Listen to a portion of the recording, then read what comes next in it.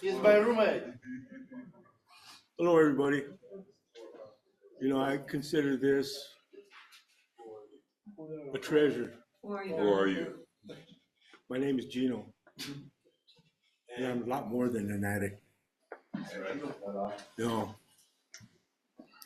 For me being able to come to Fred Brown, I see it as a miracle. My life today is a miracle. The blessings I received from God are a miracle.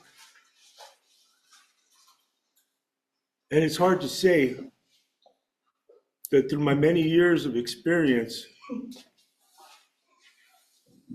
that surprises me that I'm even here. I've been dead 3 times, multiple car accidents, flew off a cliff going 75 miles per hour, been shot at, been stabbed, been through 40 years of incarceration, watching that whole system change and being a part of it. And just to walk out that gate, it's crazy. I lost a lot of friends. I lost a lot of family. Most of all, I lost myself. I couldn't be myself. I didn't know how. When I was a kid, there was a lot of things I didn't understand. I had good parents, loving parents, provided me with everything. But I was a little knucklehead out there on the streets trying to find myself.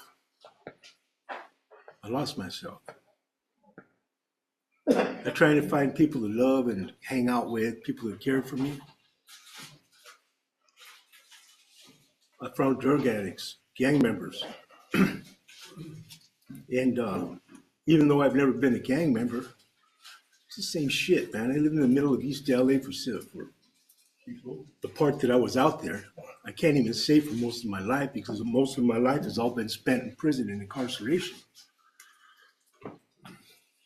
It's tough living in East LA. But I guess I did that to myself. And once I picked up drugs and started going down that path, I just started to not care anymore. Everything to me was a joke. Be making all kinds of pipes and screwing around and buying weed and selling weed and on my motorcycles racing around and doing whatever. And just when I went into junior high school, my brother was a gangbanger and he had a bunch of problems with one of the neighborhoods. So my mom said he can't go to school in East LA no more. I took him down to Nimitz Junior High School. Now, I felt good going to junior high school, I had joined the band and thought everything was cool. That's where my friends were at, starting to come of age where I started to understand a lot of things. And a week later, my mom tells me, you got to go over here with him. So she couldn't go both ways in the morning, so there I went, off to Nimitz Junior High School. I ended up graduating from there 3 years later. 3 years of isolation. 3 years of just doing me. I didn't know nobody there. Didn't want to know nobody there. So I'd look around at everybody at the school and just like, what am I doing here? But it was cool when I went to high school. I got on the swim team and I was B swing varsity. Felt really good. I was diving and swimming for the Commerce swim team. That was my thing. But when they found out at Bell that I was out of district, they told me I couldn't go to the school no more And they kicked me out and sent me to Garfield High School. Sat in the hallway for 3 days waiting for the principal to call me in and talk to me. When he finally called me in, he says, "Oh, I'm sorry, I've been busy." So what the hell you mean you've been busy? I've been sitting right here in that chair watching you. All you're doing is walking your ass around in the hallway and talking to girls and drinking coffee. So he got pissed off and said, "Go in the office with me." I told him I never wanted to be at the school in the first place. I'm doing good over there, send me back. So after arguing with them, he chewed me out and sent me back. So after they did the paperwork and everything, sat me down in a chair and they tell me, "You got nothing coming, you're blackballed. The only thing you could do here is come to your classes and that's it. No school events, no jumping on the bus and going to Disneyland, nothing. You're screwed." I talked to the coach and he made me the tall boy. That was the only way I continued in the water, being able to swim. Other than that, I didn't care about school. I drive my motorcycle to school, park in front of the print shop, go on the side of school and get high. A lot of us were like that. We didn't care.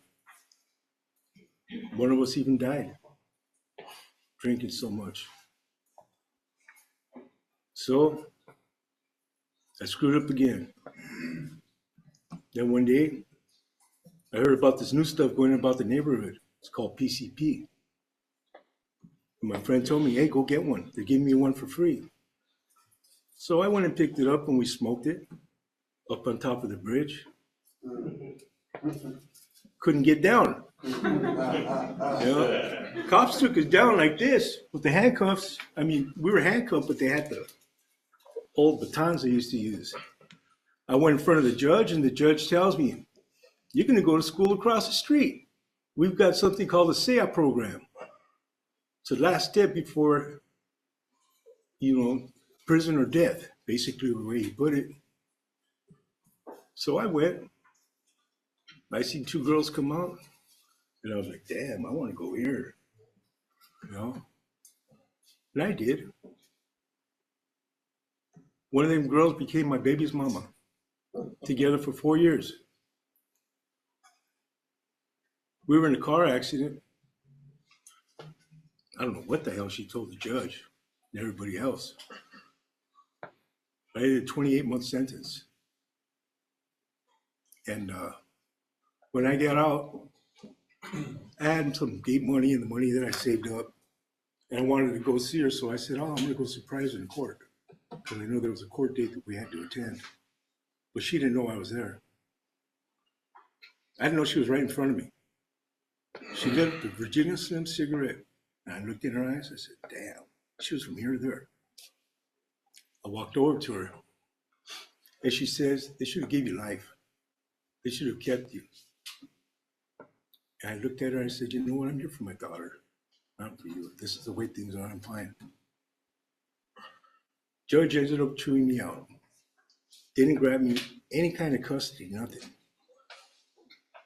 I turned around and I wanted to beat the hell out of her and her old man. When I turned around to look, there was 7 bailiffs behind me. They escorted them out, and that was it. I went on a rampage. In and out of jail 7 times, 10 times, 17 times. The judge was looking at me like I was crazy. I didn't care. I went and did that for the next several years. I ended up doing 7 years of time behind that. I finally tried to get my head together, tried to get high on my own and get my shit right. I had a car accident. Somebody died. I went to prison, 20 to life. 25 years later, I got out. 3 years later, after I got out, I got a ticket for driving on a suspended license. Went back to prison for that ticket for 6 years. One little ticket. I got out. I was trying to get in Fred Brown. 15 years I've been trying to get in. Roxy backed me up every time I went in front of the board. And here I am. All that shit that I did in prison, everything that I learned, all that education and training and teaching guys and mentorship and all that, stacks and stuff like that, crowns and everything, don't compare to this Fred Brown. Because here it's hands-on and you don't go nowhere. They teach you shit that you need to know. And you know what? It's a blessing. So I hope you guys just think about what I said. I'm 60 years old. 40 years of doing time ain't worth it. You could lose it in a second. All of it. Because I did. Thank you, Gino.